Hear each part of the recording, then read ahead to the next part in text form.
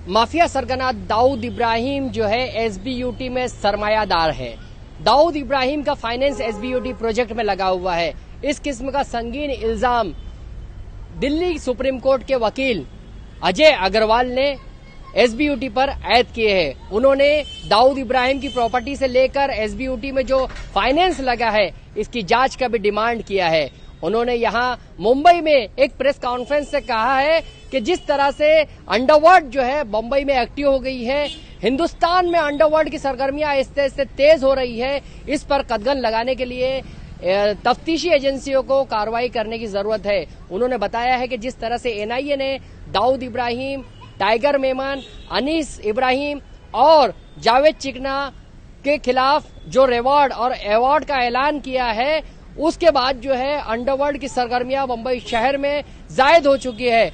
उन्होंने अपनी इस प्रेस कॉन्फ्रेंस में बताया है कि डी कंपनी किस तरह से एसबीयूटी के लिए काम करती है और डी कंपनी के छोटा शकील से के साड़ू सलीम फुरुट, जिसे एनआईए ने अभी हाल ही में गिरफ्तार किया था, उन्होंने एसबीयूटी के प्रोजेक्ट में बिल्डिंग खाली करने का रोल अंजाम दिया है। उन्होंने जिस तरह से बिल्डिंग खाली करवाई, सलीम फुरुट जो कि जुनूबी मुंबई में दाऊद गैंग के लिए नेटवर्क चलाया करता था, अब वो जेल की सलाखों के पीछे है।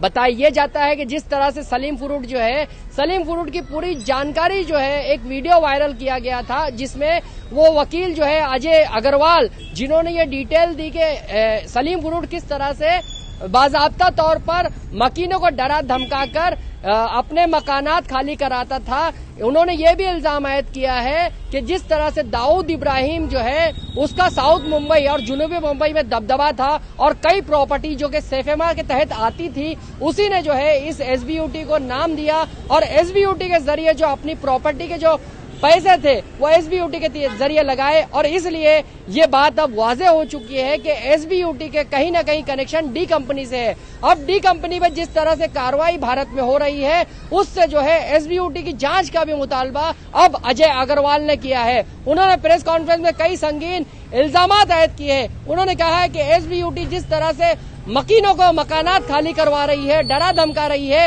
एक वीडियो जो जारी किया है जिसमें सलीम फुरुट जो है मकीनों को डरा धमका रहा है और बिल्डिंग तोड़ने का काम कर रहा है। जिस तरह से सलीम फुरुट पूरे नेक्सस को चलाता था, उसकी पूरी डिटेल जो है अजय अग्रवाल ने यहाँ प्रेस कॉन्फ्रेंस में दी।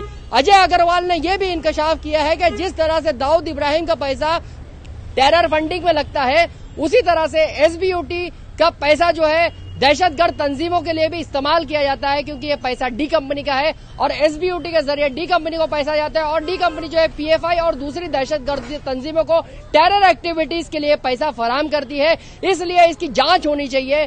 अजय अग्रवाल ने यह भी मुतालबा किया है कि जिस तरह से एनआईए, सीबीआई और ईडी टेरर फंडिंग के केसेस को देख रही है, उसी तर्ज पर जो है बाज़ाब्ता तौर पर इसकी भी इंक्वायरी की जानी चाहिए। एसबीयूटी को उन्होंने कटहरे में खड़े कर दिया है, जबकि बताया जाता है कि जब एसबीयूटी से इस सिलसिले में बात की गई, एसबीयूटी के तर्जुमान मुर्तजा ने तमाम इल्जामात को खारिज किया है और कहा है कि एसबीयूटी के किसी तरह के कोई लिंक नहीं है। उन्होंने ये भी बताया है कि जो वर्क बंद किया गया है, वर्क जो बंद करने का, काम बंद करने का जो नोटिस उन्हें मिला है, वो किसी खामियां और एतराजात के सबब किया गया है, उसको भी जो है हल कर लिया जाएगा और एसबीयूटी का प्रोजेक्ट जो है आम इंसानों के लिए है और बेहतर जिंदगी के लिए एसबीयूटी का प्रोजेक्ट किया गया है। जबकि अजय अग्रवाल ने यह इल्जाम आयद किया है कि एसबीयूटी के जो मकान है अब तक किसी एक को भी फरोख्त नहीं किए गए हैं, जबकि एसबीयूटी का पूरा मामला जो है डी कंपनी से कनेक्शन अजय अग्रवाल ने बताया है। इस सारी जानकारी को लेकर अजय अग्रवाल ने एक प्रेस कॉन्फ्रेंस की, जिसमें हमने मुख्तलिफ सवालात भी उनसे पूछे, तो उन्होंने जवाब दिया है कि जिस तरह से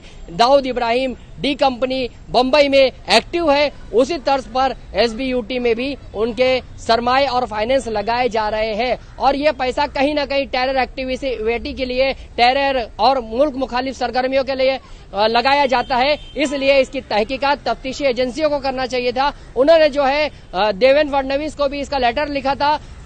जो वजीर दाखिला भी है, वजीर दाखिला देवेंद्र फडणवीस ने भी इस सिलसिले में कहा है कि डी कंपनी से मुताल्लिक जो भी राब्ते रखते हैं और डी कंपनी की जो एक्टिविटी है मुंबई शहर या स्टेट में, उसको बख्शा नहीं जाएगा, उन पर कार्रवाई की जाएगी। क्या कहा देवेंद्र फडणवीस ने डी कंपनी की एक्टिविटी को लेकर, इस रिपोर्ट में देखिए।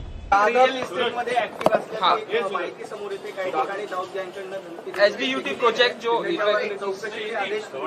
असं आहे, दाऊद गँग कुठेही ऍक्टिव्ह दिसली तर त्यांना ठेचून काढण्यात येईल। MVP की महाविकास आघाड़ी की तो स्टॉप वर्क लगा हुआ था, तो इन्होंने स्टॉप वर्क को उसको लिफ्ट कर लिया, हटा दिया। उसके बाद एक लेटर जारी किया जो इसके चेयरमैन थे SBUT के, उन्होंने एक लेटर एप्रिसिएशन लेटर दिया है उद्धव ठाकरे को। जो एक छोटा सा बच्चा उनका लड़का है बताते हैं, उनका वो उनको दे रहा है कि आपने हमारा बहुत सहयोग किया है और हम इसलिए बहुत अप्रिशिएट करते हैं आपको। और वो सारी फ़ोटो सब जगह छप रही है। तो एक तरीके से उससे ये एक मैसेज आता है कि सरकार का पूरा बर्दाश्त है इस प्रोजेक्ट के ऊपर, सरकार का पूरा प्रोटेक्शन है।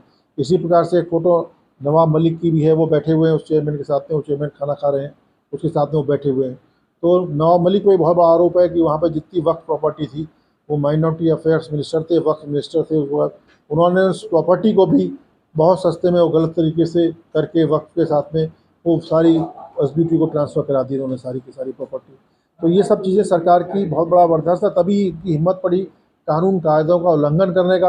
अंडरवर्ल्ड का प्रोटेक्शन था, अंडरवर्ल्ड का पैसा था, और साथ में जो जो वहाँ की सरकार था उसका बर्दाश्त होने के कारण सारे कानूनों को ताक पर रख दिया, सारे उसको उल्लंघन करके इन्होंने बनाया है, जो कि जनता के लिए बिल्कुल अनसेफ है, अनसिक्योर्ड है।